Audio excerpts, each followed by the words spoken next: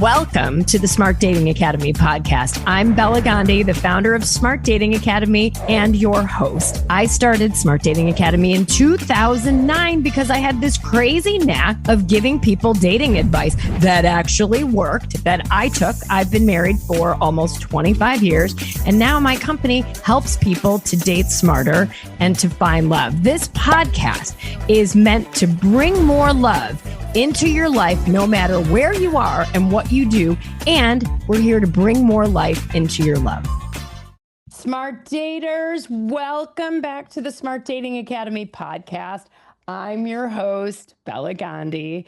And today I am thrilled to introduce you to someone very special, our own amazing, beautiful, smart, soulful coach, Kathy Citera. Kathy, I am so happy to have you here. And I'm going to tell you, Kathy has a hilarious way of describing dating. She says it can feel like the middle school of our relationship journey, right? So, but we're here to tell you today, and we're going to talk about why dating does not have to feel like you're in middle school. So you're going to love Kathy's energy, her wisdom, her wit. Kathy, welcome to the Smart Dating Academy podcast.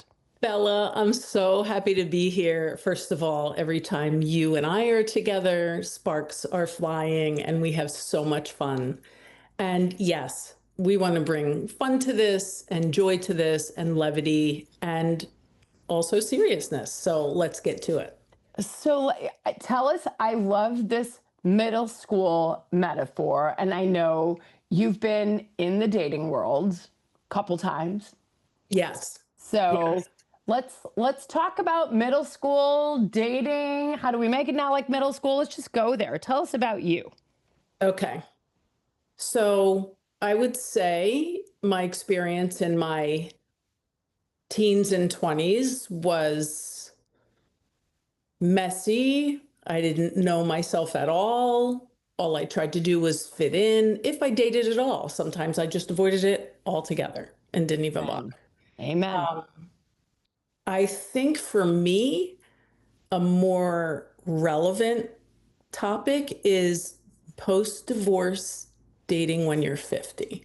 Like I think where I can really provide value is in that space, because when I was 20, I can honestly tell you, I had no idea what I was doing and I had no idea who I was. So at least I had an idea who I was when I was 50. Still didn't know what I was doing. Had an idea who I was, which definitely changed the game. Oh my gosh. Well, tell us a little bit about your background. You were married, you have kids, and then kind of walk us through your journey. Yeah. So and then we'll go back to middle school. And we'll go back to middle school. Yes, because I just got all my fresh notebooks and sharpened pencils and my new markers. So I definitely want to go back there. And my planner and all the things. I was in a relationship with my parenting partner for 20 years. And I call him my parenting partner because that's what he is. I don't like the word ex. I know some people have traumatic experiences, and divorce does certainly bring a lot of hard times, but for everybody, no matter what. Oh gosh, no matter how good it is, or how easy it is, or how horrible it is. It's a breakup. It's a breakup of family, lifestyle, extended family, friend groups. It changes everything. Yeah. And you're left a little shell-shocked, whether you were the one who initiated it or not. So we were in a relationship for 20 years. We were married for 15. We have 3 fantastic children. I could cry even thinking about them. We've talked about them often. And, there's the proof in the pudding. We didn't fail as parents. No. It was a life well lived. Just meant to not continue for the 2 of us. He's an amazing human being. And then you re-entered the dating pool I and did. you were 50 or over. 50. Yeah, 50. And I was single at 45-ish, okay. and I kind of hit out. I might have like run into people that I knew and like, okay, sure, let's go to dinner. But like I didn't officially kind of re-enter the world. I was hiding. Yeah. After my marriage. Okay. I And just wanted to so, heal. so listeners, you can hear Kathy has been through the things you are going through, whether you're 25, 35, 45, 65, or 85. Now you're back you're single, you hibernate for a bit. Yeah. And then you say, hey, maybe I'm ready to get back out there. Yes. What happens now? You went back to middle school. Oh, and here's middle school. Okay, I got my backpack on. You ready? You taking notes? Oh my gosh. First of all, in the 5-year gap, and even before that, I was doing such deep personal growth and healing work. Definitely more than 5 years, but that 5 years, that's why I really didn't date. I needed to find me. I needed to even figure out who I was after being a mom, a spouse, a community member, family member, sister-in-law, sister, all the things. So I joined a dating app,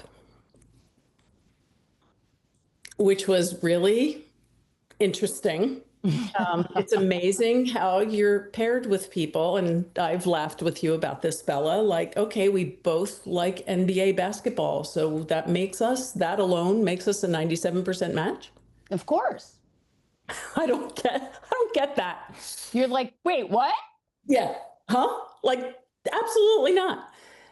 Um, I will say I met some nice people. I will say I met some very interesting people. Whack jobs. I'll leave it at that.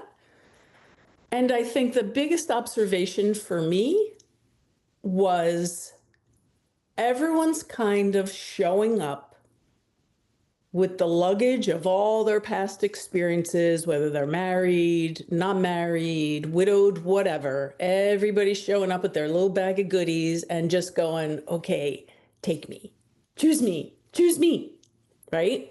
And that's where the middle school experience comes in. So Because true. something happens between, in America, it's like fifth grade to sixth grade. Sixth, seventh, and eighth grade is usually middle school. Worldwide, the schooling systems are different, but we're talking roughly the ages of like 12 to 15. So, and this is changing because of social media and kids maturing at so much earlier ages. And, we go from like being in primary school, we'll still tie towel around our neck and think we're a superhero. And I'll pick up I don't have my wand. I don't know where it is. I can do anything. I'm Wonder Woman. I'm Superman. And we wear our crazy patterned pants with our flowered t-shirt and our crazy headband. And maybe we brushed our hair and we don't care because we are aware of who we are. And we Period. still are. Yeah, period. And something happens in that pre-adolescence, adolescent time that it is all faced outward. There is no more me as me. It's how do I fit in here? How do I find my group? How do I find the people? How do I make myself liked? How do I get picked? how do I fit in? Yeah. Not how do I show up and people who like me and I like them will just vibe together and we'll be aligned and it'll work. No. How can I be popular? How can I make that boy, girl person like me? What can I do to, be included? It's a primal human need we have. And it is so amplified in middle school and in dating, which is why I make the comparison. So it's this chaotic stew of emotions and hormones and nerves and, not enoughness. And, it always comes down to like three things. I'm too different, I don't deserve, or I'm not enough. And I would say, I can't say 100%, so I'll just say 99.99999, take that out as long as you want. Percent of us carry like one of those three things around. And we don't want anyone to see that. What are they? I'm not good enough. I'm not enough, meaning not enough. I'm not even enough. I have to make myself something else for you to like me. I am not enough as I am. I'm too different. I'm the quirky kid. I'm the super smart kid. I wear glasses. Whatever. I have a disability or a prosthetic, anything. And I don't deserve. And all of that comes through the collection of our life experiences up until that moment. Wow. So, and that's what we're swimming around in middle school. And it's no longer, hey, I like you. Would you like to be my friend? It's, oh my gosh, what do I have to do to make you like me? And how can I change me to assimilate to what you want? And that doesn't go away. No. Oh my gosh. It doesn't go away. No. No, ever. It becomes part of the adult existence. Yes. And it shows up in what we tolerate. It shows up in how we compromise our own needs. Oh my gosh, when I think back to men, good men, the one who we were actually very good friends, who ghosted me. Like, we were friends, dude. Another one, women always like to talk on the phone. I only text. Somebody else who, I will only see you on red the flag. weekend. Yeah, I'll only, exactly. We'll get to that. Stick a pin in that, everyone. We'll come back to the red flag part. And us just assimilating, okay, well, if he only wants to see me on the weekends, okay, well, that gives me time. Then I start rationalizing. That'll give me time during the week. I have the kids, la, la, la, la, la. And yeah, that's how that shows up in our adult selves. And did you find yourself understanding that when it was happening? No. And now, right. Okay. Because it was pick me, even when we're in our 50s. Oh yeah, that's fine if he can only do the weekends because that gives me enough time. We rationalize and we suddenly shapeshift. Yes. Into a person that gets accepted. It's okay. Oh, you don't want to talk on the phone? That's fine. I don't need to do that either. Texting is fine. Oh, the weekends? That's fine too. But that's not fine. Because the question is that okay for it? What do you want? It's not even, is it okay for you? You can shapeshift into, okay, what do I want in a partnership? We never go there. We never lean back on that. Is this actually what I want? Right. That question's like so far back in our heads. And I would say when I started dating, trying to think of the timeline, but let's say I had already like 7 years of deep reflective personal growth and healing, things around my childhood, things that happened in my teens, life in general, who I am, how my marriage was affecting me, did affect me. Again, because of who I was in my marriage, not having anything to do with him, who I was in my marriage. So that was a person who's very self-aware. I become more self-aware I don't know if I'll ever be completely self-aware, but I knew a lot about myself at that point, and I knew a lot about my own value. But here's where that tricky part comes in, is we will, to have these primal needs met, these are primal needs of human beings: love, connection, significance, certainty, and uncertainty. So let's stay with the love and connection and significance part. We will go against ourselves, lie, cheat, steal to get those needs met. We'll betray ourselves.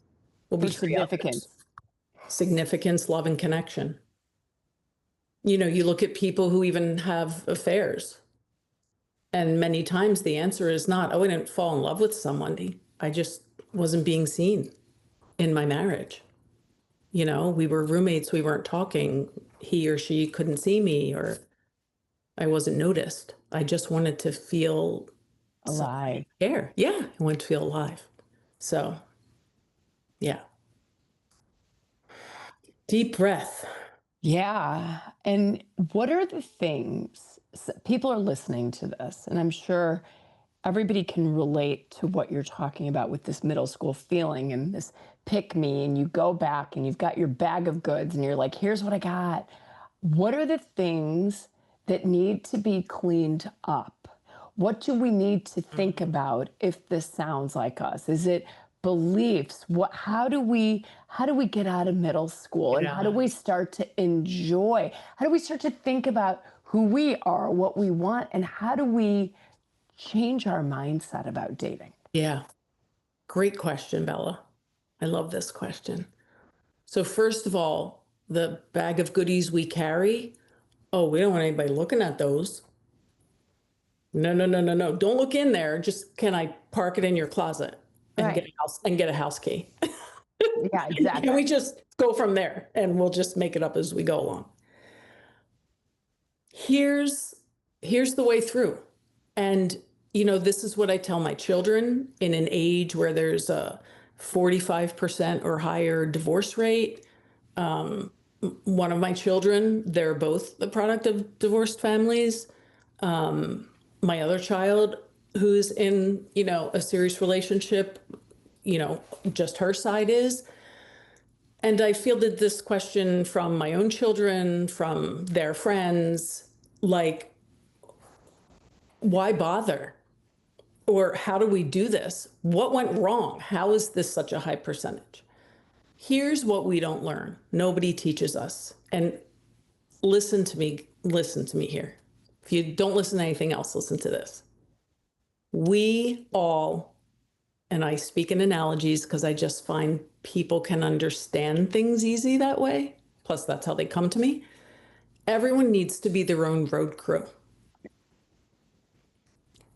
It's our job as individuals to go in and fill all the dark spaces, all the hurt spaces, all the unhealed spaces, all the places where there's trauma, or, you know, big T trauma, little t trauma, negative experiences, scarcity, being bullied, like whatever it is that you want to hide from the world, and that in the dark of the night are the things that make you anxious about yourself. You got to get in there, and you've got to excavate and do that work and fill those potholes yourself. And then what happens as a result of that is you then, and this is physics, this is not woo-woo, your energy or frequency, whatever you want to call it, rises, because now you're letting go of the victim and the anger and the resentment and the bitterness and the depression and the sadness and the things. So you're resonating at a higher level, which naturally brings you new experiences. And then you're not even attracting the same type of person that you would have attracted before. So Right. it is our responsibility, and honestly, our duty to ourselves and our partners, to do our own work. No one is going to heal you. No one is going to love you more than you love yourself. No one is going to care for you more than you care for yourself. No one If you want to hear somebody say that you're pretty, you go stand in front of the mirror and you say, girl, you are so gorgeous. You got this. We've got to be that. And then that's what we attract. Does that make sense? It makes so much sense. Yeah.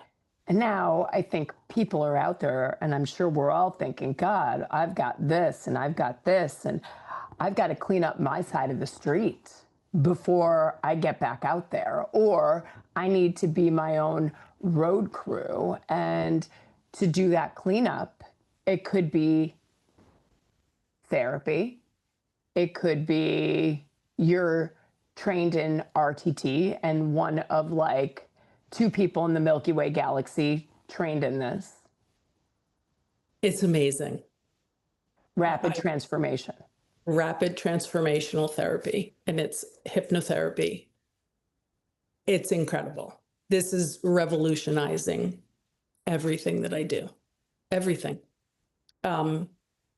Because in order to do this, we have to go back to the root cause of when did we decide to either pick up the tool or the pattern or the habit or when did we decide we're not enough? So I need to do this.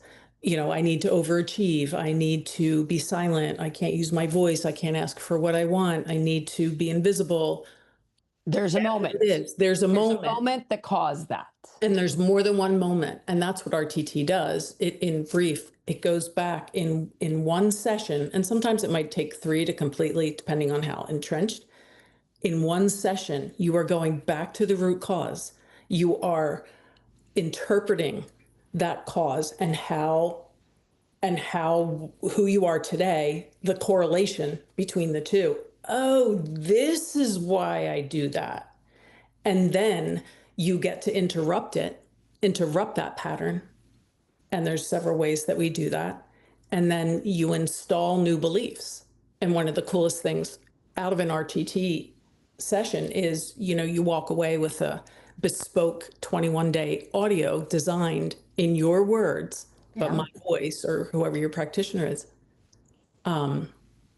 It's like installing an inner cheerleader. Yeah. And you listen to it. The mind learns by repetition. You reprogram your operating system. Exactly. Do you guys see why Kathy's on our team? I mean, she's amazing. Amazing. Right? Well, this is so fun. And, both of us, from the first time we met, thank you, Eileen. And a shout out to Lindsay, of course. First time we met was like 2 souls recognizing each other, like, oh my gosh, I know you. Oh my gosh, absolutely. So yes, Eileen and Kathy worked together in a previous life at a previous company. And Eileen said, I've got the perfect addition to our team. Oh, I never so, and so, love you, and so here we are. And, when you got back into dating, you noticed the middle school version of you. How did you stop doing that? 100%. And you know what? I'll be honest, Bella, I could only see it in retrospection. Right. I didn't see it when I was in it. I actually had a friend. My first wake-up call was a friend, and I was dating the gentleman who only wanted to see me on the weekends. And 2 people kind of called me out on that. But I'll only bring up one story. And we were very good friends at the time.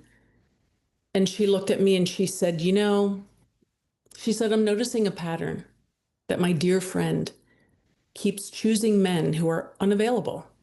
The person who will only text, the person who ghosts her, I don't know what I want, or I'm, blah, blah, blah. And this person who will only see you on the weekends. Is it possible that you're not available? And that this is kind of really set up by you. And it was like one of those, oh shit, like smack me in the face moments, like, wow. And she didn't slap me. It was, and it was hard to hear at the time. And yet, it came with such love and annoyance. She was annoyed. She was watching her friend, like, girl, What are you doing? WTH are you doing here? And so that was kind of where I woke up. And I'll tell you, so that was that was when the alarm went off. And then there was the other, and then I hit snooze. And then the other person who came into my life, and it was a guy, and he kind of gave me like, let me tell you what's happening in the locker room when this dude goes to the gym and is working out and is telling you his life with you. And I hit snooze again. I took it in and it was there, but it, still, I was still going along. And then I got ghosted by a friend, I thought. And actually we Friend that you were dating. Yeah, like we were figuring things out if we wanted to. And that day, Bella, that day I snapped. And I went outside and I had this I lived in an amazing neighborhood. It was like Narnia.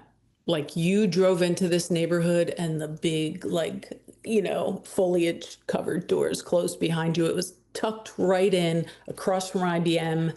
It was created by people who worked for IBM in that area of New York whenever they built it. And it was amazing. Very wooded, very natural. No, there were only 2 street lights in the whole neighborhood, which was like a figure 8 with 2 cul-de-sacs. Anyway, and I had this beautiful property, like over an acre, and I had this amazing maple tree out in my front yard. And I went out there and I sat in my Adirondack chair and I said, okay, God. And I had a legal pad and a pen. And I said, clearly, I am effing this whole thing up. Amen.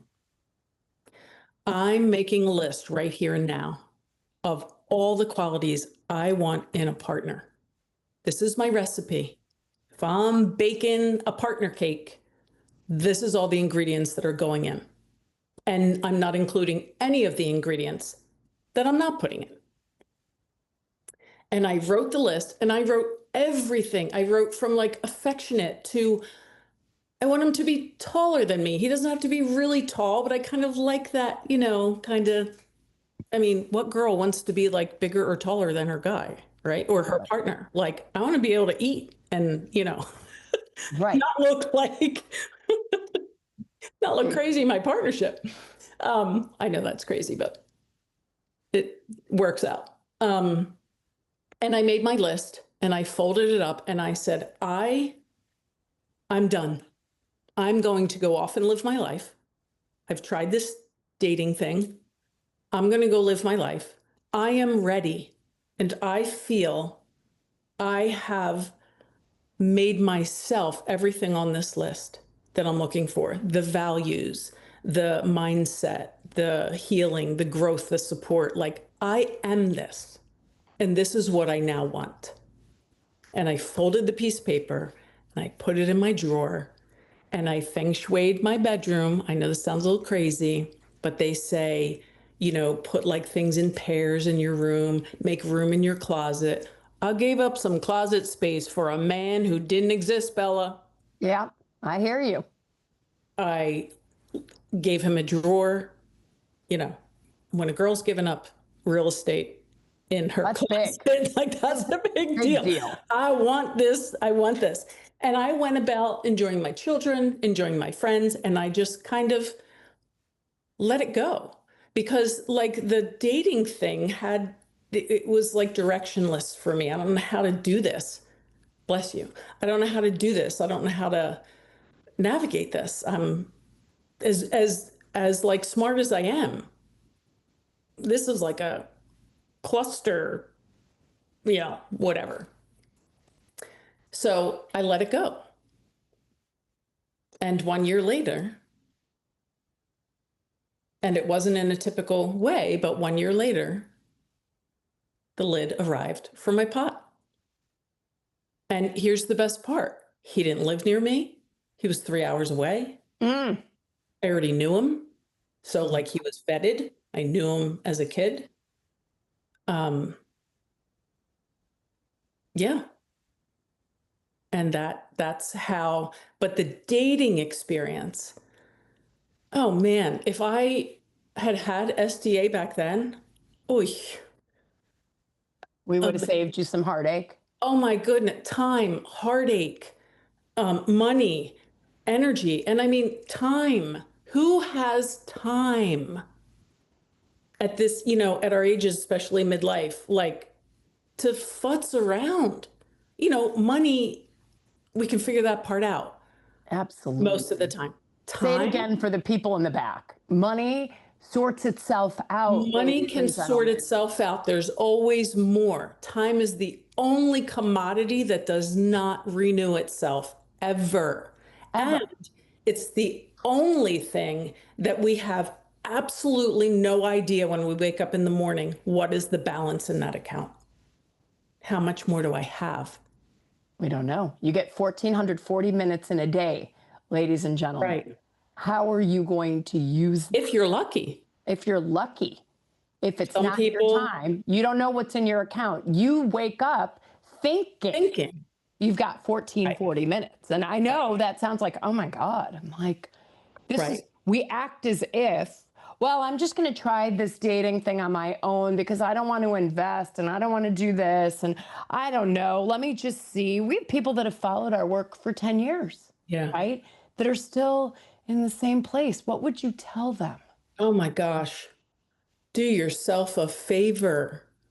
Take out a loan if you have to, borrow from a family member,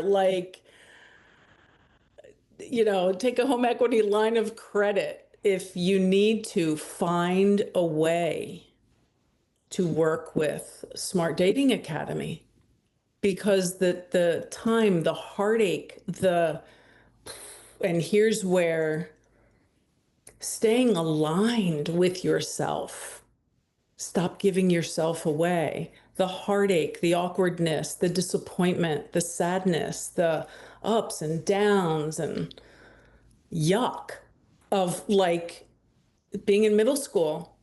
I was just rejected. Oh, now they want me. Okay, here I am, puppy dog. Like, it's gone. And not to say that everything goes perfectly and it's a partner recruiting business. It's not. It helps you. Smart dating keeps you aligned with you, with who you are and what you really want, so that when your little kid inside wants to go, but he's so cute, or but they're so smart, or that they only, they messaged me 6 months ago. Isn't that enough? That ain't happening, because you have like somebody over your shoulder Going, watching you.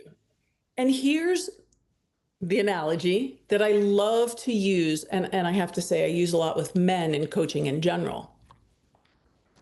Because men are, I don't need to be fixed. People think, oh, I don't need help with this. I don't need to, I can do this on my own. I want you to think of your favorite professional athlete, whether it's an Olympian, so right away my mind goes to Steph Curry. I love the way that boy plays basketball. He plays like a 12-year-old kid and he excels. No one needs to teach him how to play basketball. However, that coach is on the sidelines and they have such a deep trust and connection that Steve Kerr sees the whole game. Steph can only be in the moment.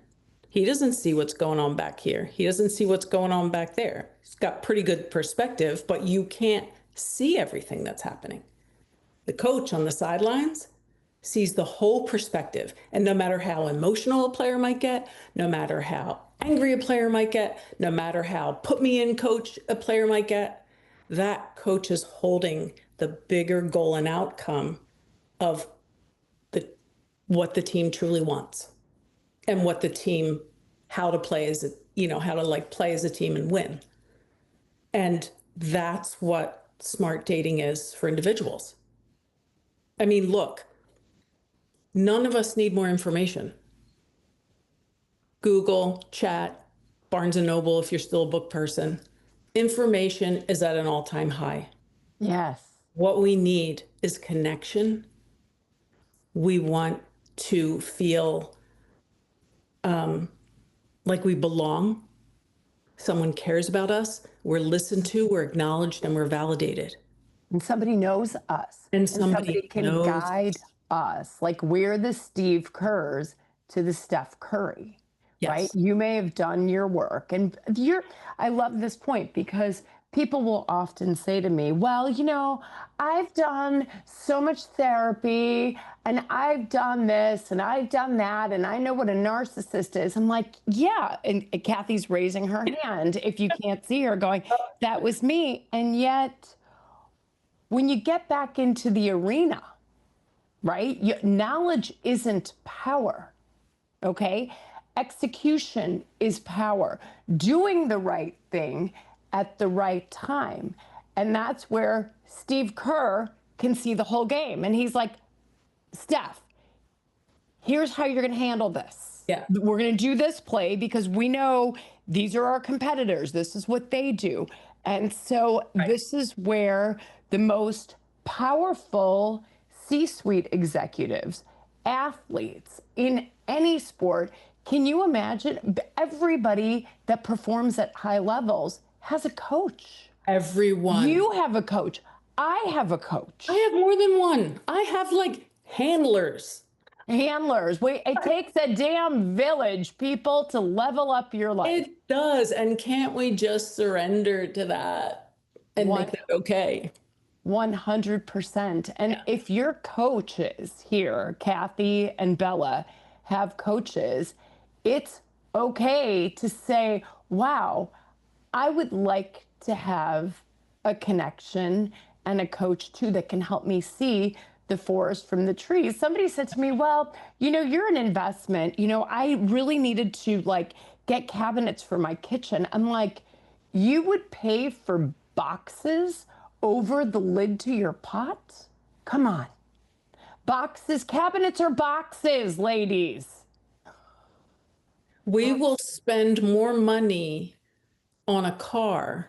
On a purse. Spend more money on a purse. We won't mention any brand names. Well, on vacations, on a home, on aesthetics, and not spend the money on ourselves. And at the end of the day, I just recently saw a very quick blurb. Will Smith talks about, and who would know this better than Will Smith? He talks about rock bottom and how at rock bottom, there's only either you're moving up or you're checking out, right? So rock bottom and the other end of that spectrum, which he calls cliff top. And he said, you realize at rock bottom that no one is coming and all you have is you. And you've got to join your own game. He said, it is the same. He said, you get to cliff top and you've got all the women, all the fame, all the money. You get to the end of the material world. And you're not happy, or you think there's a there. The there. He said, that's when you realize, either at rock bottom or at cliff top, you realize that the only place you're going to find that is inside. And then once you do that, your happiness is everywhere. Your value is everywhere. You carry it with you everywhere. Your worth is everywhere. You know who you are. You're great at things and you're not great at things. But on both sides of that spectrum, and he's experienced both. He sure has. Publicly in recent years, it still comes back to, it's got to be that internal journey. That is the place. And that's what smart dating helps with also, is that we help you as the client stay aligned. We get to know you. I mean, you just don't sign up and like, okay, here's your coach, let's make a profile. You fill out detailed intake forms and questionnaires. We want to know you. We want to know your strengths. We want to know the things that you want to hide from. We want to know the things that you're challenged by. We want to know what your past patterns and habits are. Why? Because then we want to hold that so gently and gracefully as you go into dating, so that you honor the beauty of that. We take that bag of your stuff, your pick-me bag, Yeah. as Kathy started out with, and we unpack it with you. We unpack it. We unpack it with you before we even start you on this journey. Right. And you know, my favorite metaphor is we will take you, male, female, whomever you are, whatever age you are, and we're going to wrap you in sparkly bubble wrap. Who doesn't love help sparkly bubble you. wrap? Not get dinged up through this process, Right. right? Because you have a connection. Sure, you can go to ChatGPT and say, what question should I ask on the third date? Chat doesn't know you. Chat doesn't know who this person Right. you've been That's with. knowledge. Yes, that's knowledge, but it's not asking that person the right things at the right time. Is it the right time? Chat doesn't know that. No. That's And what here's the thing I just heard. I just heard on a recording for the coursework I'm doing for this amazing certification. Emotion will always beat logic. Logic will never win. never. Never, ever, ever.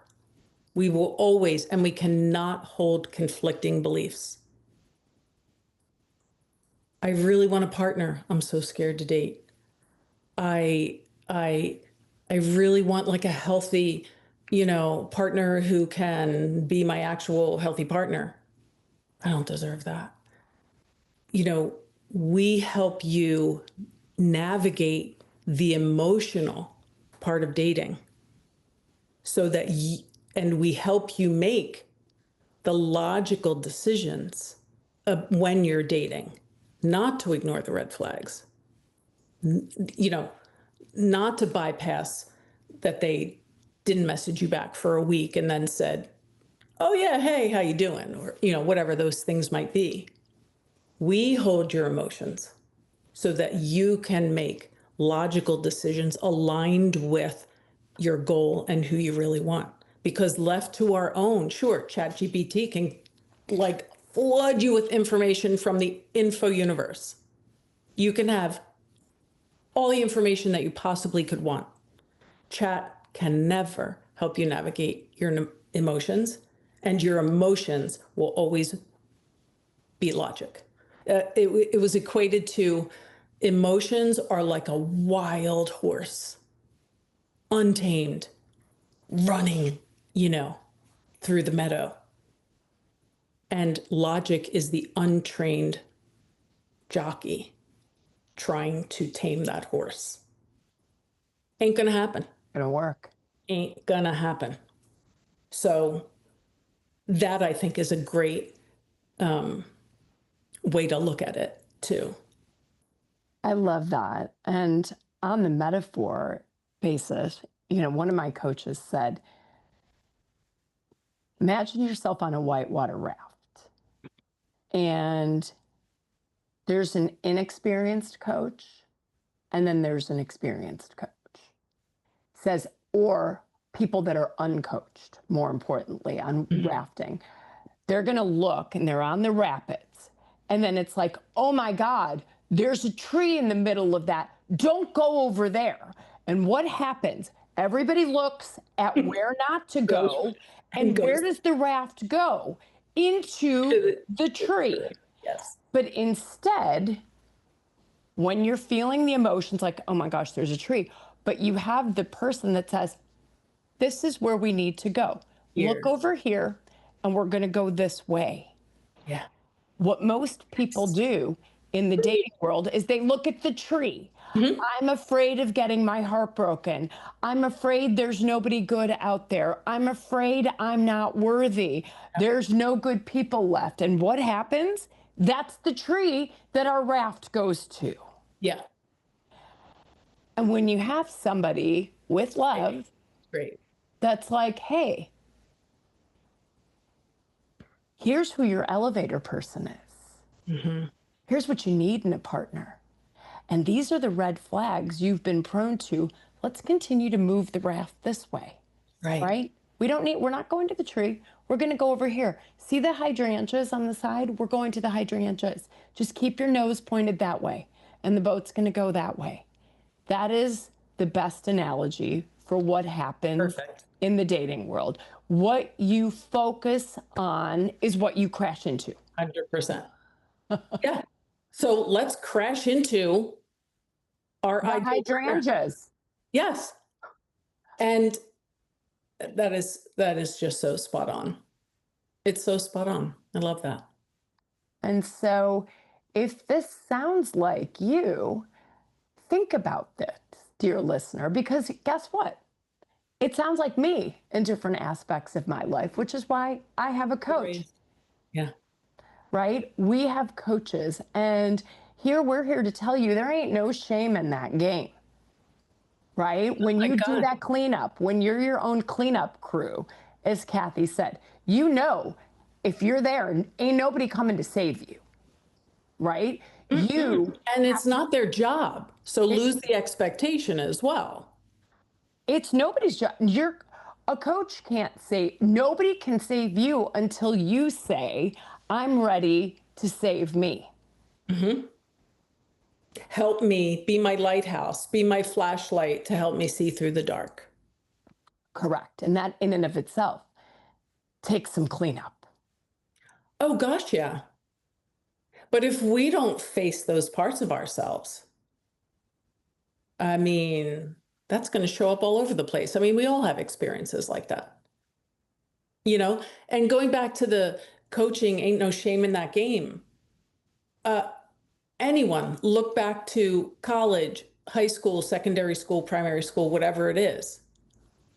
Who, percentage-wise, what percent, who was the biggest percentage working with tutors? The straight A students. The D students weren't, that was like a reactive reason to work with a tutor. Correct. Straight A students are maintaining. They don't want to be bumped off their game. No. This is why we have coaches and therapists and mentors and 100%. Yeah. 100%. Oh, I love this. Is there any last nuggets, Kathy, that you would want to drop on our dear listeners? Oh my gosh. And you know what? We covered so much. I know. I think the biggest nugget is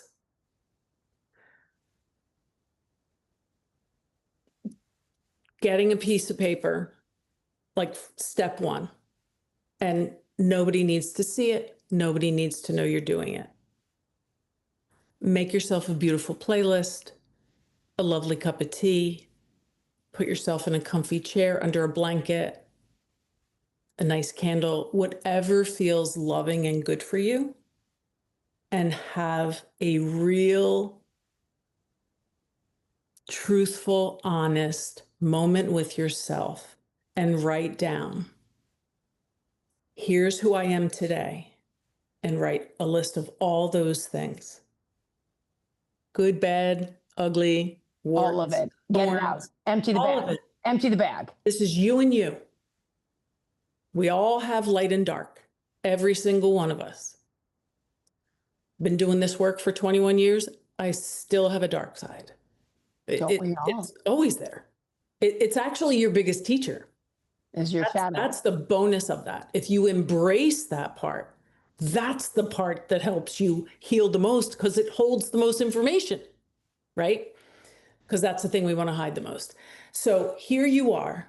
Make a list of exactly who you are in every like wheel of life, Google wheel of life. And there's, partnership, friendships, family, career, finance, spirituality, growth, really, whatever it is. You can Google wheel of life and see like some life categories.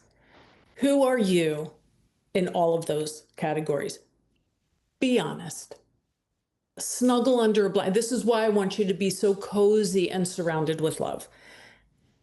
And then I want you to write either on another sheet of paper, I want you to write the partner that you really want and how that partner you want, how you want that partner to be in all those areas of life. And then here's the kicker. But this is where we got to turn on the lights to clean the house, right? Yep. Once we become aware, now you can see what's in the gap. So if this is who I am and this is what I want, what do I need to learn? What do I need to be? What do I need to become? What do I need to let go of? And don't mistake what do I need to become like I need to become something other than me. No, we're not here to become anything. We're here to let go of everything we're not so that we can just be us. But like what parts of you need to be amplified? Where do you need to grow more in each of these areas? And as you do that, you rise to the level. And this isn't, this is like frequency. This isn't good and bad. This is better. This is worse. That is not existent. If you take your remote control and you turn on your TV and you keep hitting 10, 10, 10, 10, 10, and you want to watch channel 6, it ain't going to happen because you keep hitting channel 10. Everything works off of frequency, right? Everything. That's a great simplistic way to say that. So figure out what you need to do to close that gap. That's your work. Smart dating. And this is where it's not either or when I do this, then it's as you are doing that. And we certainly support you in that as well. Being out, you can date. It can be a this and. These aren't absolutes. I can't date until I do this, what Kathy said. No. You can date and do this, and it all rises. And we are the lighthouse, the flashlight, helping you see in the dark until you're up there yourself. We'll help you level up.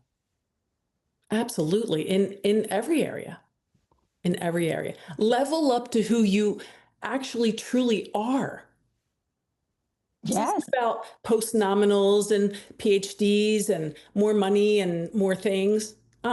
This is back to Will Smith. Beyond cliff top, at the end of all the fame and money and sex and women and material things,